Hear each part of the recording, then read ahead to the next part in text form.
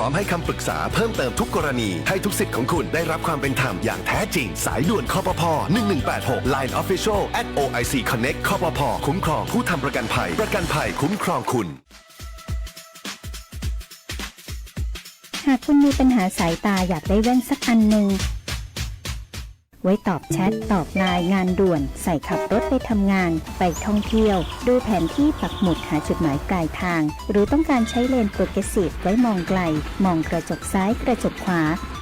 The World of Opticon เราเข้าใจถึงปัญหาสายตาของคุณดีวัดสายตาแม่นยำโดยทัศนศาสตร์ด้วยประสบการณ์กว่า40 ปี The World of Opticon ช่วยคุณได้ตัวแทนจำหน่ายแว่นตานาฬิกาพร้อมบริการหลังการขายมาเลยที่ The World of Opticon มุมแยกกาดน้ำทองถนนภูเก็ตตำบลนาจักอำเภอเมืองแพร่จังหวัดแพร่โทร0819520545สินเชื่อสวัสดิการเป็นสินเชื่อเพื่อที่อยู่อาศัยสำหรับลูกค้าสวัสดิการที่หน่วยงานทำข้อตกลงโครงการสวัสดิการเงินกู้ที่อยู่อาศัยประเภทไม่มีเงินฝากกับธนาคารไม่ว่าจะซื้อที่ดินปลูกสร้างอาคารต่อเติมซ่อมแซมถ่ายถอนจำนองที่ดินซื้ออุปกรณ์สิ่งอำนวยความสะดวกเพื่อประโยชน์ในการอยู่อาศัยหรือจะกู้เพิ่มผ่อนชำระไม่น้อยกว่า3ปีและไม่เกิน40ปีโดยอายุผู้กู้รวมกับระยะเวลาที่ขอกู้ต้องไม่เกิน70ปีอัตราดอกเบี้ยตามเงื่อนไขที่ธนาคารกำหนดสนใจติดต่อได้ที่ธนาคารอาคารสงเคราะห์ใกล้บ้านแอดไลน์ GHB Buddy หรือโทร054-621-490-5 ทอส.แพร่พร้อมให้บริการคุณมาช่วยกันเฝ้าระวังไฟป่ามา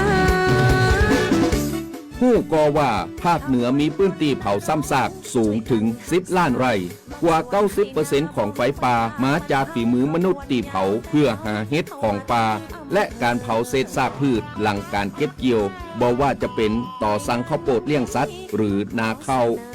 ฝุ่นควันจากการเผาคือ PM 2.5 ภัยเงียบติญะฮืออายุสั้นลงถึง1 ปีจากทั้งปอดอุดกันมะเร็งหัวใจล้มเหลวและสมองเสื่อมวร่วมใจคนไทยหยุดเผาคืนลมหายใจสะอาดให้ลูกหลานกับโครงการจัดยะนโยบายการเปลี่ยนแปลงการใช้ประโยชน์ที่ดินเพื่อบริหารจัดการ PM 2.5 สนับสนุนโดยวช.สำนักงานการวิจัยแห่งชาติช่วยกันรักษาบางส่วนให้นาบ่ฮือไฟป่ามันเข้าขบวนยาวแต่เราเข้ามาทั้งอำเภอคุณกำลังฟัง FM 91 MHz สวท แพร่ให้ความรู้คู่ความสุข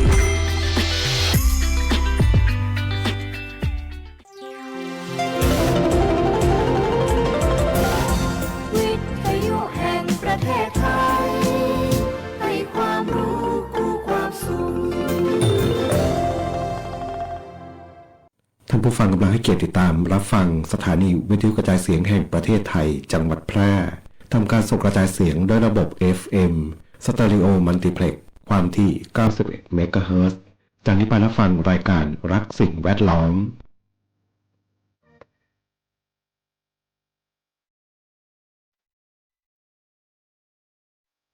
ธรรมชาติสร้างคนมีมา2 มือให้มากับคนเราทุกคน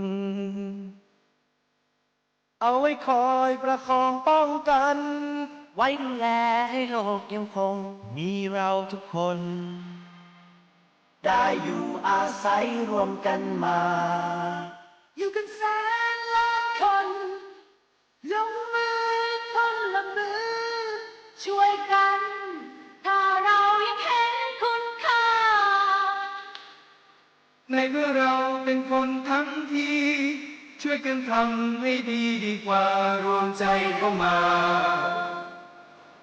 คอยรักษาโลกเราไว้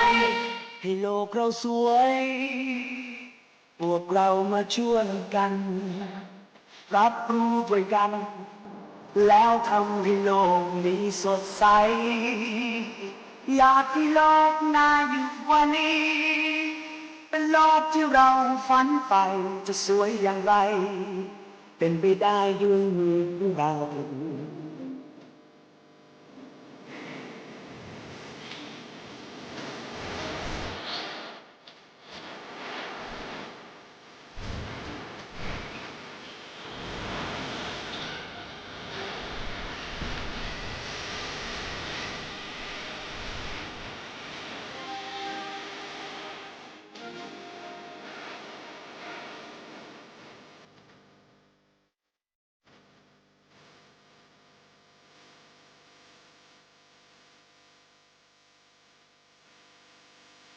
อีกไม่ช้า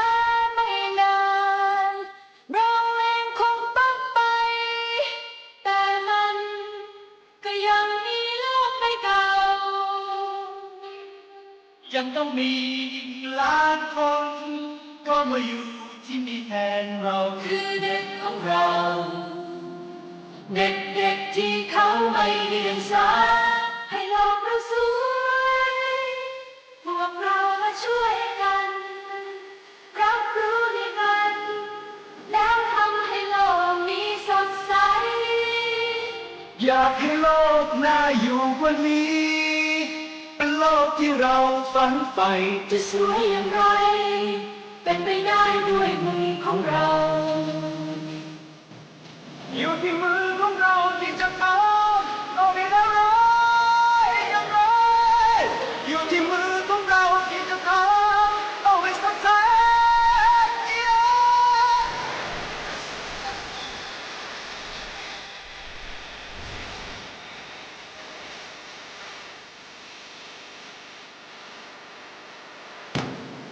ให้โลกเราสวยพวกเรามาช่วยกันรับรู้ด้วยกันแล้วทำให้โลกนี้สดใสอยากให้โลกน่าอยู่กว่านี้เป็นโลกที่เราฝันใฝ่จะสวยอย่างไรเป็นไปได้ด้วยมือของเรา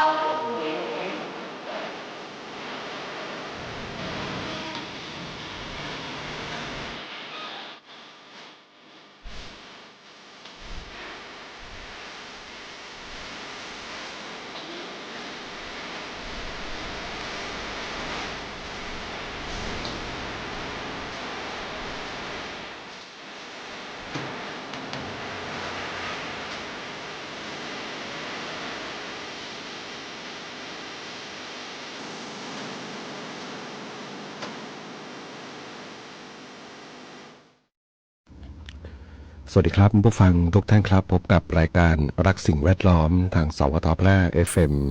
91 เมกะเฮิรตซ์ครับเช้าวันศุกร์ที่ 27 มีนาคม 2569 อยู่กับผมแสวงเป้าเพชรเป็นผู้ดำเนินรายการครับกลับมาพบกับท่านผู้ฟังนะเริ่มต้นกันในช่วงเช้าๆครับวันศุกร์สุดสัปดาห์ครับนะหลายคนก็อาจจะเรียกว่าภารกิจหน้าที่การงานต่างๆใกล้จะสิ้นเดือนนะครับสิ้นเดือนเดี๋ยวอะไรนะเขาบอกสิ้นเดือนเหมือนสิ้นใจ นะเรื่องของค่าใช้จ่ายต่างๆนะครับตอนนี้ต้องบอกว่านะใช้เรื่องของความพอเพียงเป็นหลักนะเรื่องของการประหยัดนะสิ่งที่ไม่จำเป็นนะครับนะการหยุดบางอย่างได้นะการลดการใช้พลังงานได้ก็จำเป็นนะครับนะราคาพลังงานไม่ได้อยู่ที่เรากำหนดนะครับสิ่งเหล่านี้นะครับมันอยู่นอกเหนือจากการตัดสินใจของตัวเราแล้วก็ประเทศไทยเรานะครับมันอยู่กันที่สถานการณ์โลกเนาะเพราะเหตุการณ์ความไม่สงบที่เกิดขึ้นเนี่ยมันเกิดขึ้นที่แหล่งพลังงานนะที่เราใช้อยู่นะผมไม่รู้ว่าอยู่กี่เปอร์เซ็นต์เนาะการใช้พลังงานจากน้ำมันเนี่ยนะจากแหล่งพลังงานเราเนี่ยนะครับแต่ก็น่าจะเยอะแหละเนาะมีรอบๆบ้านเราด้วยเนาะที่เรานำมาใช้นะครับอย่างก๊าซธรรมชาตินะบางส่วนก็มาจากเมียนมาใช้กับโรงงานผลิตกระแสไฟฟ้านะครับนะถ่านหินบางส่วนนะครับนะ ก็ถ้าพลังงานนะครับนะไม่เขาเรียกไม่สมดุลเนาะการใช้นะครับก็จะเกิดปัญหาเกิดขึ้นวันนี้ก็นะเริ่มต้นกันวันศุกร์สุดสัปดาห์ครับนะอากาศก็ร้อนขึ้นเนาะทั้งร้อนทั้งฝุ่นละอองนะเมื่อวานนี้เห็นรายการโทรทัศน์นะเขาไปยังดีที่ไม่มีหมายถึงว่าเขาไม่ได้มาสัมภาษณ์คนเมืองแพร่นะแต่มีเชียงใหม่เชียงรายแล้วก็พะเยาหรือไงเนี่ยนะเมื่อวานดูข่าวอยู่ตัวเลขค่าฝุ่นละอองนะวันนี้ต้องบอกว่านะใช้คำว่าเหลือไม่มีที่ดีแล้ว ต้องบอกว่าไม่มีที่ดีแล้วนะตอนนี้นะมีแต่หนักๆทั้งนั้นเลยนะสีแดงเต็มไปหมดเลยนะครับนะเกือบทุกพื้นที่แล้วนะแล้วก็อยู่ในเกณฑ์สีส้มนะก็เกือบจะสีแดงแล้วเนี่ยนะอยู่ไม่กี่จุดนะครับนะถ้าสถานการณ์ยังเป็นเช่นนี้นะคงเป็นถึงระดับที่อันตรายกับสุขภาพและตอนนี้มีผลกระทบเนาะอยู่ในเกณฑ์ที่อยู่ในสีส้มนี่ค่อนมาทางจะเป็นสีแดงแล้วนะครับนะเมืองแพร่220นะวันนี้นะเมืองน่าน234แต่ละที่เนี่ย200โอห์มหนักสุดที่คือที่จังหวัดเชียงราย301นะครับเนาะก็นี่คือค่าคุณภาพอากาศที่บ้านเรากำลังเจออยู่เนาะแล้วก็ปัญหาหลักๆก็คือการเผาป่านั่นเองเนาะสงสัยการประชาสัมพันธ์ไม่ดีหรือเปล่าเนาะไม่รู้เนาะว่าเผาป่านั้นเป็นมลพิษนะยังไงเนาะเพราะว่าประชาสัมพันธ์มาไม่ใช่เป็นปีแรกนะเป็น10 ปีเฉพาะ20 ปีแล้วนะการพูดถึงเรื่องของปัญหาฝุ่นควันทั้งหลายนะครับก็นะครับแล้วก็นี่แหละเนาะปัญหาที่เกิดขึ้นกับจำนวนคนไม่เยอะนะที่ทำอยู่นะแต่ว่าคนที่ทุกคนนะหายใจอยู่เนี่ยนะก็ได้รับผลกระทบกันไปเนาะวันนี้พบกันเช่นเคยกับช่วงเวลาของรายการรักสิ่งแวดล้อมท่านผู้ฟังที่ติดตามรับฟังอยู่ครับอยากจะฟังเพลงบทเพลงเพื่อชีวิตก็สามารถที่จะแนะนำได้ครับโทรศัพท์ทางโทรศัพท์054-523-516ครับนะแฟนเพจก็พิมพ์คอมเมนต์ไว้ได้กับช่วงเวลาของรายการรักสิ่งแวดล้อมครับ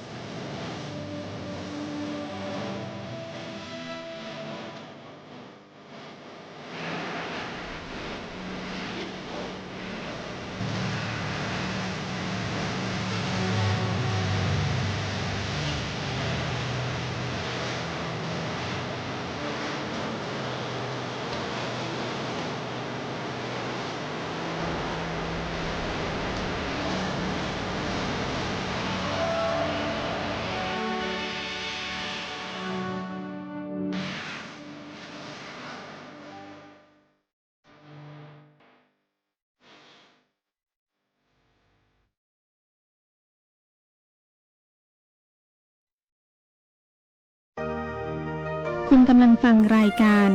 รักสิ่งแวดล้อมพบกันทุกวันจันทร์ถึงวันศุกร์เวลา 9:10 นาทีถึง 10 นาฬิกาทางสถานีวิทยุกระจายเสียงแห่งประเทศไทยจังหวัดแพร่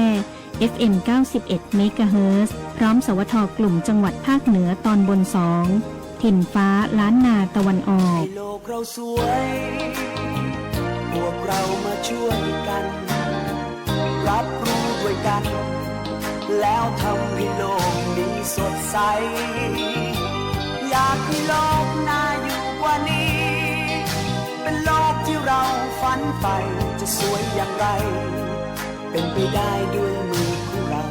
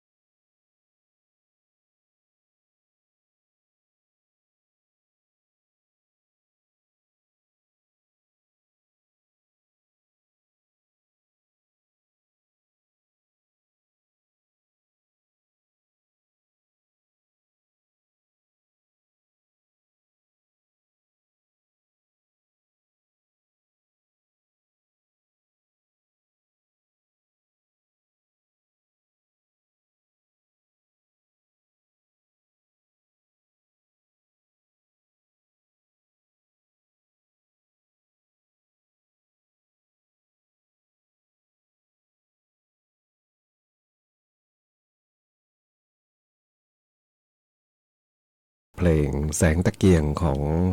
คุณหว่องมงคลอุทกครับนึกถึงตะเกียงจริงๆนะเพราะชีวิตผู้จัดรายการนี่วัยเด็กนี่อยู่กับบ้านที่ไฟฟ้ายังเข้าไม่ถึงนะก็ใช้แสงตะเกียงนี่แหละนะดูหนังสือหนังหานะตอนสมัยเรียนนะชั้นประถมนะได้สัก 2-3 ปีนี่แหละเนาะก็ไฟฟ้าก็เริ่มเข้ามาถึงเนาะก็ ก็ยังได้เขาเรียกได้กลิ่นอายของบรรยากาศที่ไม่มีไฟฟ้าเนาะนะครับแต่ก็ชีวิตอีกด้านหนึ่งก็ถือว่าเป็นผลดีเนาะทำให้คนวัยนั้นยุคนั้นนะครับมองกลับไปดูกลุ่มเพื่อนๆนะที่อยู่ท้องถิ่นเดียวกันนะครับเติบโตมานะบางคนก็ทำงานทำการได้ดิบได้ดีบางคนก็ยังอยู่กับท้องถิ่นเดิมๆนะแต่ว่าทุกคนก็มีเขาเรียกว่ามีศักยภาพในการใช้ชีวิตนะครับในการดำรงชีวิตนะมีเหตุการณ์อะไรที่ผ่านมาบ้างเยอะแยะมากมายนะกลุ่มคนที่เคยลำบากเหล่านี้ก็ยังคงต่อสู้อยู่ยืนหยัดอยู่ได้นะครับนะไม่มีไฟฟ้าใช้ก็ยังหุงข้าวเตาถ่านได้นะแต่กับที่เขาบอกเด็กรุ่นใหม่นี่อาจจะไม่เป็นเนาะพอไฟฟ้าดับเดี๋ยวจบเลยนะไม่ใช่ว่าตำหนิ แต่มันเป็นจริงๆหมายถึงว่าวิถีชีวิตที่เราอยู่กับความสบายอยู่กับสิ่งที่มีให้ใช้จนบางทีบางครั้งก็ทำให้เรากลับไปลำบากไม่ได้ประมาณนั้นนะก็ทำให้บางคนก็อาจจะใช้ชีวิตลำบากเนาะเพราะการใช้ชีวิตลำบากเพราะไม่เคยได้ลงมือปฏิบัติไม่เคยได้ลงมือทำในสิ่งที่มันไม่เคยเป็นอยู่นะครับก็นะบางทีบางครั้งโลกเราก็ไม่แน่นอนเนาะมีคนไม่กี่คนจริงๆนะที่ทำให้โลกเดือดร้อนทั้งโลกนะครับเหมือนกับนี่แหละเหมือนกับฝุ่นควันเป๊ะเลยนะมีคนไม่กี่คนจริงๆนะที่เผาที่นะลุกพื้นที่ป่า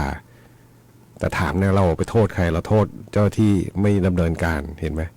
เหมือนกันเลยนะภาวะโลกตอนนี้นะเกิดเหตุที่มันไม่ควรจะเกิดก็บอกว่าไอ้ช่องแคบฮอร์มูสเนี่ยนะมันเปิดอยู่แล้วอ่ะ ตอนนี้อเมริกาต้องเสียเงินกี่หมื่นล้านนะเพื่อจะไปเปิดไอ้ช่องแคบเนี้ยมันตลกไหมล่ะเนาะบางทีนะบางทีคนเรานี่ก็เหมือนกับอะไรคนแก่หลงตัวเอง เห็นเขาเขียนบทความมันเหมือนคนแก่หลงตัวเองเนาะตอนนี้จะเริ่มงอแงละนะเพราะว่ามันไม่สำเร็จนะไม่ได้ดังใจตัวเองไม่ได้ดังใจตัวเองจริงๆนะแล้วก็เริ่มงอแงละแล้วเดือดร้อนทั้งคนทั้งโลกตอนนี้นะครับเป็นอย่างนั้นจริงๆเนาะเหมือนกับเนี่ยฝุ่นควันเนี่ย คนทำให้เกิดไม่กี่คนเลยนะแต่เราเป็นตำหนิเจ้าที่นะตำหนิว่าไม่ดำเนินการนะก็มองกลับมาดูบ้านเราเรื่องของฝุ่นควันก็เช่นนั้นจริงๆนะตอนนี้เต็มไปหมดเลยนะหายใจให้คอลำบากจริงเนาะฝุ่นเยอะมากตอนนี้นะฝุ่นควันมลพิษนะก็แต่อย่างไรก็ตามนะเรื่องของราคาพลังงานนะครับนะก็เชื่อว่านะภาครัฐตอนนี้นี่เมื่อวานดูการประชุมคณะรัฐมนตรีนัดพิเศษนะครับนะก็มีการรับฟังนะเสียงทุกฝ่ายนะเมื่อวานมีข้อมูลออกมานะเรื่องของรับฟังรับพิจารณาเรื่องของพลังงานเนาะเรื่องของการลดภาษีนะลดภาษีพลังงานการอุดหนุนกลุ่มผู้ใช้พลังงานนะครับซึ่งรายละเอียดเนี่ยนะก็จะเป็นเรื่องของโดยส่วนใหญ่เนี่ยก็คือน้ำมันดีเซลเนาะเป็นน้ำมันที่ใช้ในกลุ่มของที่จริงผมไม่รู้นะว่าตัวเลขคนที่ใช้น้ำมันดีเซลเนี่ยนะจะมีคนที่เป็นเกษตรกรตัวจริงกี่คนเนาะเป็นคนที่ใช้ยานยนต์ที่เป็นดีเซลเพราะว่าช่วงหนึ่งที่รัฐอุดหนุนน้ำมันดีเซลเนี่ยนะก็ทำให้การใช้คือการผลิตรถยนต์เขาก็ผลิตเครื่องยนต์ดีเซลออกมานะทั่วโลกก็ยังมีอยู่นะไม่ใช่ไม่มีนะก็ยังใช้อยู่นะมีการพัฒนากันอยู่มีการใช้พลังงานตัวนี้อยู่นะครับแต่ว่ารัฐเราอุดหนุนเนี่ยนะเพื่อที่จะให้ต้นทุนมันถูกลงให้กับคนที่มีสตุ้งสตางค์น้อยจะได้ใช้นะโดยเฉพาะเกษตรกรเนาะใช้เครื่องจักรกลทางการเกษตรต่างๆนะครับแต่ตอนนี้ก็จะมีเรื่องของการเติมเงินในบัตรสวัสดิการนะถ้าจำไม่ผิดนะแต่ผมไม่จำตัวเลขไม่ได้แต่ว่าจะมีแนวทางออกมาค่อยๆออกมาเพราะว่าราคาพลังงานในโลกตอนนี้นะเท่าที่ติดตามข่าวไม่มีประเทศใดที่ ไม่ได้รับผลกระทบทุกประเทศนะแม้แต่ตัวสหรัฐอเมริกาเองก็เริ่มได้รับผลกระทบนะครับนะซึ่งทุกประเทศได้รับผลกระทบหมดเพียงแต่ว่าประเทศไหนจะมีวิธีการรับมืออย่างไรประเทศไหนพึ่งพาแหล่งพลังงานจากตะวันออกกลางมากน้อยขนาดไหนนะบางประเทศเขามีแหล่งพลังงานเขาอยู่เนาะอย่างดูเหมือนจะเป็นบรูไนนะที่มีพลังงานของตัวเองเลยนะแล้วก็คนเขาก็ไม่เยอะนะ ประเทศเขาไม่ใช่ใหญ่โตเนาะก็บริหารจัดการง่ายนะครับแต่ว่ารอดูเนาะเพราะว่าบางทีบางครั้งก็บางคนก็บอกเริ่มมีสัญญาณดีที่ประเทศที่ไปเริ่มสร้างเรื่องนี้ขึ้นมาเนี่ยก็เริ่มจะถอยบ้างแล้วนะก็นะก็น่าจะนะก็ต้องรอดูนะครับนะเพราะบรรยากาศแบบนี้เรื่องของสงครามที่เกิดขึ้นเนี่ยผลกระทบมันตามมาแล้วก็เดี๋ยวเขาเรียกราคาสินค้าต่างๆเนาะนะครับนะถ้าพูดให้ดีใจก็ภาครัฐยังตึงอยู่แต่ผมเชื่อว่าไม่นานนะมันความจริงบางอย่างมันก็เป็นนะเพราะว่ามันในเมื่อค่าขนส่งเพิ่มขึ้นนะมันก็อยู่ไม่ได้เขาก็ต้องเพิ่มนะเพียงแต่ว่าเพิ่มในส่วนที่มันควรจะเพิ่มแล้วก็เหมาะสมแล้วก็ถึงเวลาลดถึงเวลาที่กลับสู่ภาวะปกติเนี่ยนะก็ควรจะกลับไปด้วยนะเพราะหลายครั้งประเทศไทยเราเนี่ยเวลามันขยับขึ้นมาแล้วเนี่ยมันเหมือนอะไรแขวนค้างอยู่นะมันลงไม่ได้ รอดูเนาะสิ่งเหล่านี้นะมันก็ต้องมันอยู่เขาเรียกอยู่นอกเหนือการควบคุมของเรานะครับนะก็ทำก็ใจดีสู้เสือไว้ก่อนเนาะเป็นกำลังใจทุกฝ่ายครับไปฟังเพลงที่ท่านผู้ฟังถามถึงเข้ามาเจอแล้วเนาะสำหรับเพลงอัลบั้มของอะไรหนุ่มบ่าวสาวปานใช่ไหมกับบทเพลงสมไฟรักครับที่ท่านผู้ฟังถามถึงเข้ามาครับ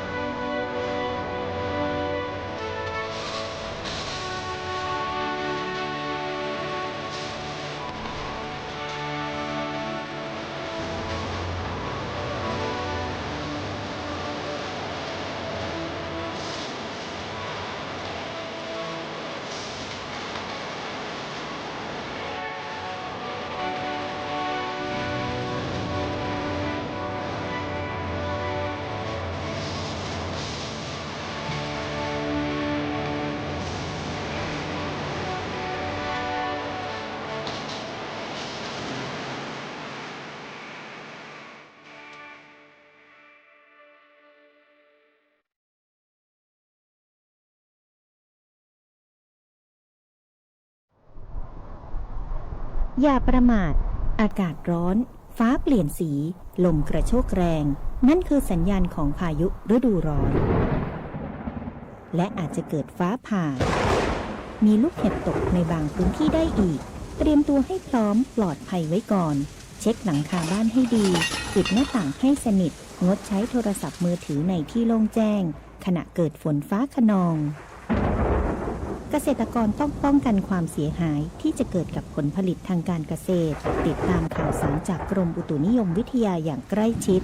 พายุมาเร็วไปเร็วแต่อันตรายกว่าที่คิดด้วยความห่วงใยจากองค์การบริหารส่วนจังหวัดแพร่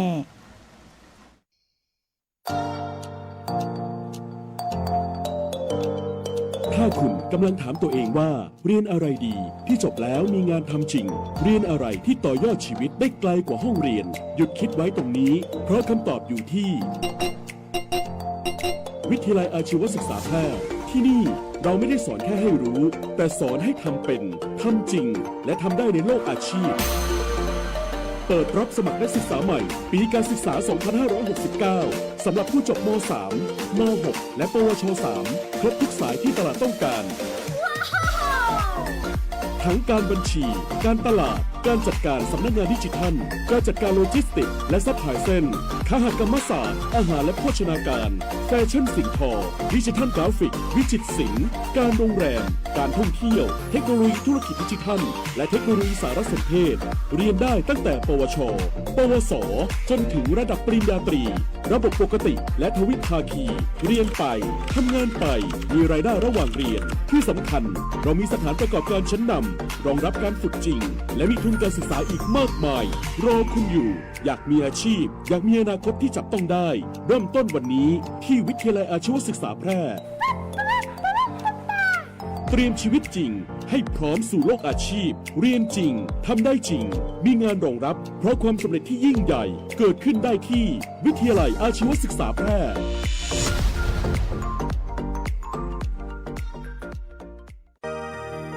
คุณกำลังฟังรายการรักสิ่งแวดล้อมพบกันทุกวันจันทร์ถึงวันศุกร์เวลา 9:10 นาทีถึง 10 นาฬิกาทางสถานีวิทยุกระจายเสียงแห่งประเทศไทยจังหวัดแพร่ FM 91 เมกะเฮิรตซ์พร้อมสวทกลุ่มจังหวัดภาคเหนือตอนบน 2 ถิ่นฟ้าล้านนาตะวันออก ให้โลกเราสวยพวกเรามาช่วยกันรับรู้ด้วยกัน วันต่อวันนะครับเป็นเพลงใหม่ให้พี่เล็กร้องทำไมถึงมาเล่นด้วยกันเนี่ยเพราะว่าไม่มีอะไรทำทั้งคู่นะครับช่วงนี้ออกเป็นเทปมาพอได้ค่าน้ำมันลด วันต่อวันได้พูดถึงคนที่บางทีก็เหนื่อยก็ไม่อยากคิดอะไรอยากมีชีวิตอยู่ถึงพรุ่งนี้ก็พอนะครับให้พี่เล็กร้องนะครับ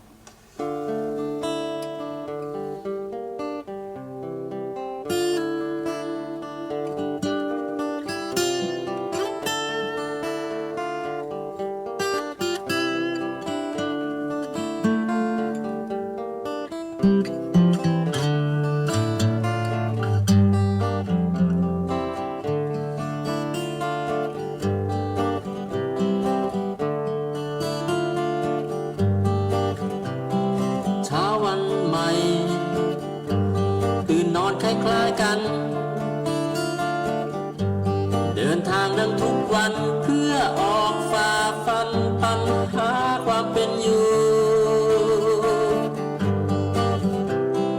หวังแค่เพียงผ่านวันได้พ้นวัน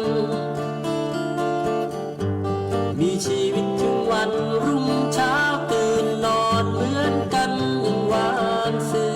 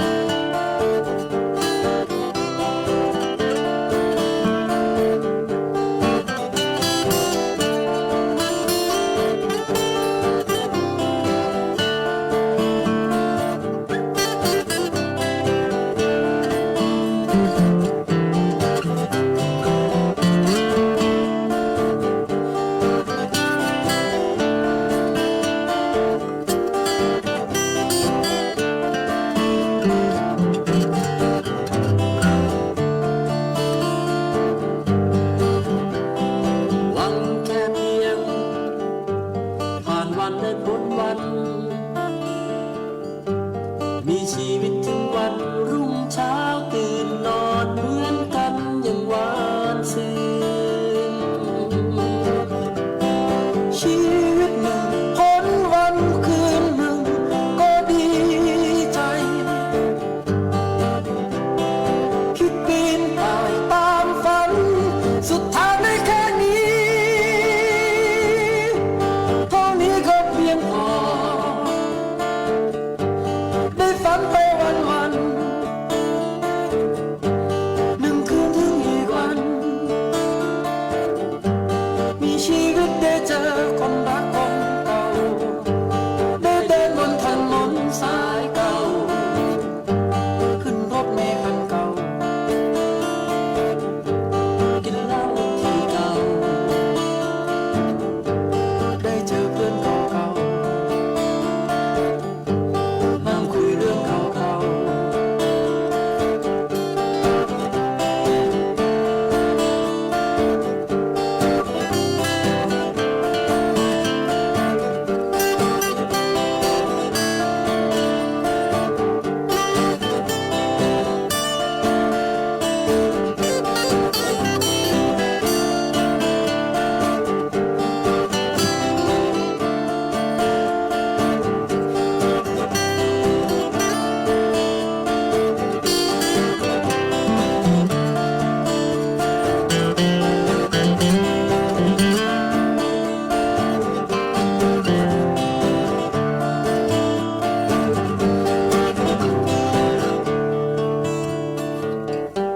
ขึ้นรถเมล์คันเก่าได้เจอเพื่อนเก่าๆกินเหล้าก็ทีเก่านั่งคุยเรื่องเก่าๆชีวิตแบบเก่าๆมีชีวิตได้เจอคนรักคนเก่าได้เดินบนถนนสายเก่าชีวิตแบบเก่าๆชีวิตแบบเก่าๆ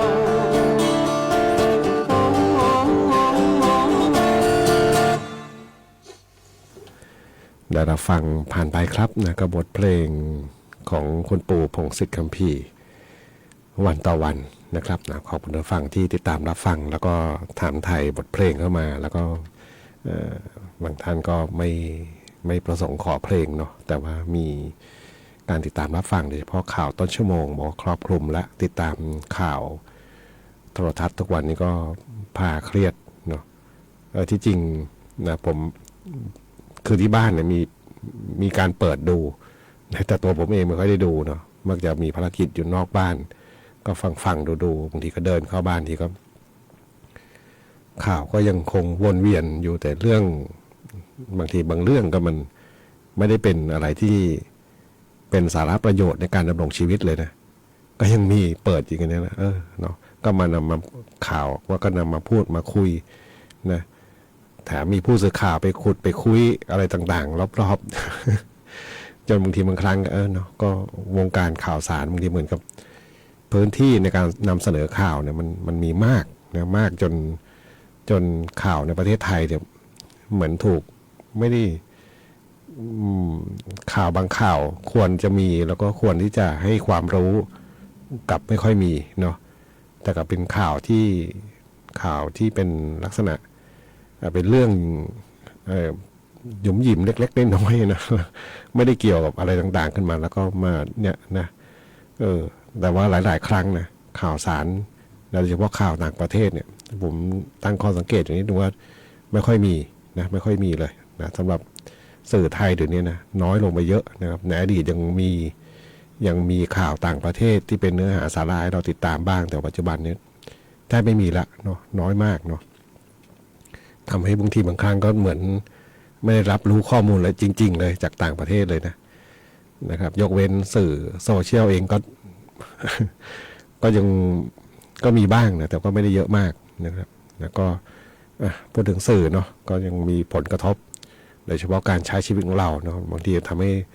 ตระหนกตกใจนะอย่างเช่นราคาน้ำมันนี่แหละนะชัดเจนสุดเลยเนาะ บางทีก็มีคำถามเกิดขึ้นมากมายเนาะเวลาเขาขึ้นทีละ50 ตังค์ก็แห่ไปเติมนะถ้าประกาศก่อนก็ไปเติม ไม่ประกาศโดนด่าอีกนะเอานะก็รอดูเนาะเพราะว่าทั้งหมดทั้งมวลเนี่ยนะก็อยู่ที่ตัวเราที่แหละเนาะในการที่จะประหยัดนะในการที่จะรู้จักที่จะดำเนินชีวิตนะในการที่จะใช้จ่ายต่างๆนะครับนะค่าพลังงานก็แน่นอนเนาะในเมื่อราคามันเพิ่มขึ้นแพงขึ้นเราก็ต้องประหยัดที่ตัวเราที่แหละเป็นหลักนะครับนะขอบคุณนะท่านผู้ฟังที่เห็นคอมเมนต์อยู่มีท่านบอกว่าปพแจ้งเตือนแต่เช้าตอนนี้นี่ปพแจ้งเมื่อสักครู่ท่านผู้ฟังท่านหนึ่งก็โทรศัพท์มาบอกว่าปพแจ้งเตือนเรื่องของค่าฝุ่นเนาะเป็นชั้นจริงๆนะเห็นเครื่องผมไม่มีเตือนนะน่าจะโทรศัพท์อยู่อำเภออีกอำเภอหรือเปล่า หมายถึงว่าลงทะเบียนซิมไว้อยู่อีกที่นะอยู่ที่บ้านไม่ใช่บ้านในเมืองนี่เนาะก็เลยไม่ได้มีเตือนเนาะแล้วก็ถ้าดูจากเว็บไซต์ Air 4 ไทยตอนนี้ภาคเหนือเนี่ยเกือบทุกจังหวัดนะที่เป็นตัวเลขสีแดงนะเข้มข้นสูงมากนะครับนะแล้วก็มีสีส้มอยู่ไม่กี่จุดนะสีส้มวันนี้ถ้ายังไม่มีฝนตกเนี่ยผมเชื่อว่าเป็นสีแดงแน่นอนนะเพราะว่ามัน190กว่านะ193อย่างเงี้ยนะอีกนิดเดียวก็จะเป็นสีแดงแล้วนะก็นี่คือตัวเลขค่าของฝุ่นละอองในอากาศเนาะคนที่จะออกไปนอกบ้านนะโดยเฉพาะพื้นที่ที่มีฝุ่นเยอะๆจริงๆไม่ต้องเปิดเว็บไซต์ดูก็ได้เนาะเราดูได้จากตาเปล่านี่แหละเนาะหายใจเราก็รู้แล้วว่ามันแสบจมูกมันแน่นหน้าอกเนาะหายใจมันลำบากแล้วก็ดูมันเหมือนฟ้าหม่นเนาะตื่นเช้ามามันไม่แสงแดดมันไม่สดใสนะอากาศร้อนจริงแต่ว่าแดดมันขมุกขมัวนะนั่นคือฝุ่นในอากาศมันเยอะมากนะ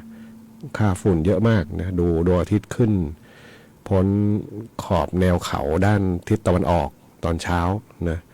จะเป็นดวงกลมๆโตๆสีแดงเลยเนาะเพราะว่าฝุ่นมันเป็นตัวกรองแสงให้เราเนาะไม่ใช่สิ่งที่ดีนะดูมันสวย แต่ไม่ใช่สิ่งที่ดีกับเราเลยเนาะฝุ่นมันเยอะมากจริงเนาะก็ดูแลตัวเองดูแลสุขภาพด้วยนะครับนะแล้วก็คนที่ต้องออกกำลังกายก็อาจจะต้องหลีกเลี่ยงแล้วเนาะคนที่ต้องไปวิ่งไปเดินนะนี่แหละเนาะคนที่เขาดูแลตัวเองยังต้องหลบเลี่ยงมาดูแลในบ้านเนาะนะคนที่จะเผาจะเพิ่ม PM 2.5 ก็คิดสักนิดหนึ่งนะคนส่วนใหญ่เขาได้รับผลกระทบนะสิ่งที่เกิดขึ้นแล้วก็เป็นผลกระทบที่เกิดขึ้นกับทุกคนนะครับนะไม่เว้นนะคนที่หายใจทุกคนทุกวันนี้ก็ต้องได้รับผลกระทบเหล่านี้ด้วยนะครับนะดูแลปกป้องตัวเองกันเนาะวันนี้วันศุกร์สุดสัปดาห์ครับวันนี้รายการนักสิ่งแวดล้อมทางสวทแพร่ FM 91 เมกะเฮิรตซ์มาถึงช่วงท้ายรายการครับคงต้องนำรายการท่านผู้ฟังไปก่อนพบกันใหม่ในสัปดาห์หน้าวันนี้ขอความสุขความโชคดีจงมีแด่คุณผู้ฟังทุกท่านสวัสดีครับ